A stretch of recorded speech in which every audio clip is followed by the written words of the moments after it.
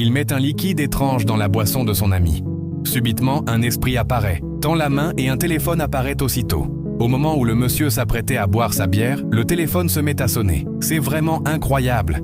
Il s'arrête, décroche et demande « Qui est à l'appareil ?» La voix lui répond « C'est Tamarashi ». Étonné, il lui demande où elle a eu son numéro. Elle lui répond « Je veux te voir ».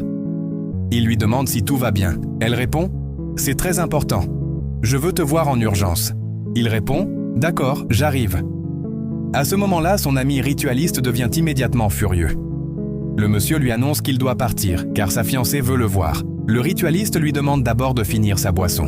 Le monsieur se lève, mais le ritualiste le force à se rasseoir et insiste pour qu'il termine sa bouteille. Il lui demande « Vous n'avez pourtant pas l'habitude de vous voir ».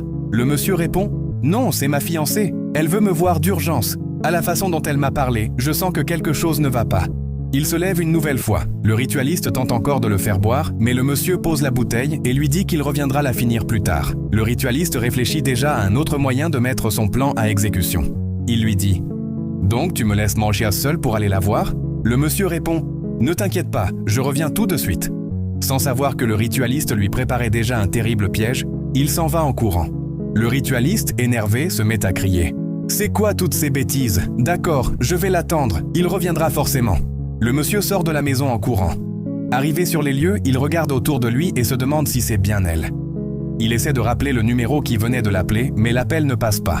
Étonné, il dit « Pourtant, c'est bien ce numéro qui vient de m'appeler. C'est ainsi que le Seigneur protège chacun de nous, dans nos maisons et partout où nous allons. » Il compose alors un autre numéro et demande « Tu es où ?» Elle répond « Je suis au marché. Mais je ne t'ai jamais appelé. » À cet instant, l'esprit se tient juste derrière lui. Surpris, il lui demande si elle dit la vérité. Elle confirme qu'elle est bien au marché. Il raccroche, complètement bouleversé, en se demandant comment cela est possible. Soudain, l'esprit lui dit « C'est moi ».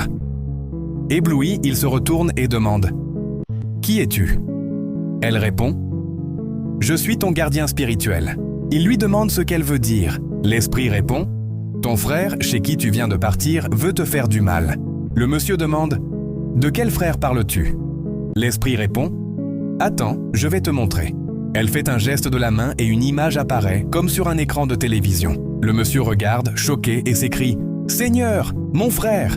L'esprit lui dit « Il veut t'éliminer. Fais très attention, il ne veut pas ton bien. » À peine ces paroles prononcées, l'esprit disparaît. Le monsieur pousse un cri, reste sous le choc et se demande comment une telle chose est possible.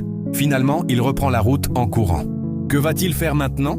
C'est exactement ce que je m'apprête à vous montrer dans la deuxième partie de cette histoire.